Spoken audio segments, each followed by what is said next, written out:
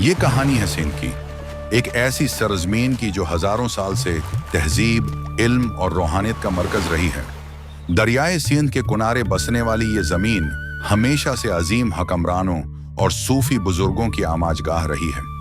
उन्हीं अजीम उद्वार में से एक दौर था कोलाहोड़ा सल्तनत का दौर, जो सिंध की तारीख में एक रोशन बाब की हैसियत रखता है।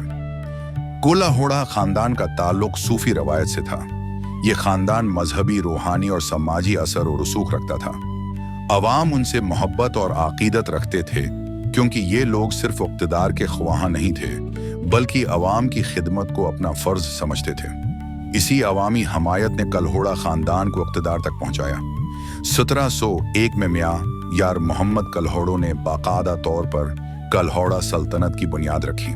उन्होंने सिंध को एक मुत्तहद और मुनज़्ज़म रियासत बनाने की कोशिश की। उनके दौर में अमन व अमान कायम हुआ, ज़राअत को फ़रोग़ मिला और अवाम को इंसाफ फराहम किया गया। मियां यार मोहम्मद कलहोड़ों को एक मुदब्बिर और नरम दिल हकमरान के तौर पर याद किया जाता है। मियां यार मोहम्मद के बाद इक़्तिदार मियां नूर मोहम्मद कलहोड़ों के हाथ आया। उन्होंने रियासती निज़ाम को मज़ीद मजबूत बनाया। नहरों का जाल बिछाया गया ताकि ज़राअत तरक्की करे। क़िले तामीर किए गए और शहरों को मुनज़्ज़म किया गया। उनके दौर में सिंध माशी तौर पर मजबूत होने लगा और अवाम खुशहाल जिंदगी गुजारने लगे।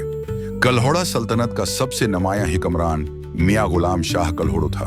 उन्होंने सिंध के दारुल हुकूमत को हैदराबाद मुंतकिल किया और मशहूर पक्का किला तामीर करवाया। हैदराबाद जल्द ही सियासी, तिजारती और सकाफती मरकज बन गया।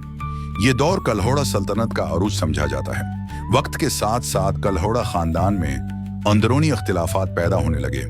इक़्तिदार की कशमकश ने सल्तनत को कमजोर कर दिया।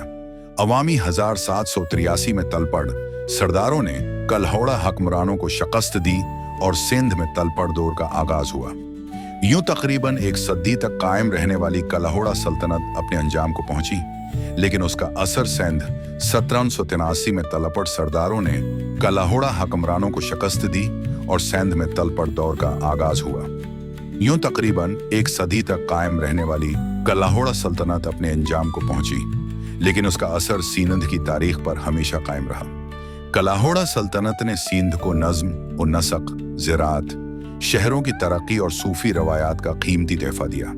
ये तारीख हमें ये सबक देती है कि जब हुक्मरान अवाम के लिए काम करें तो रियासत तरक्की करती है, और जब इख्तिलाफ बढ़ जाए तो ताकतवर सल्तनतें भी ज़वाल का शिकार हो जाती हैं। यही है सिंध की तारीख का सुनहरा बाब, कलहोड़ा।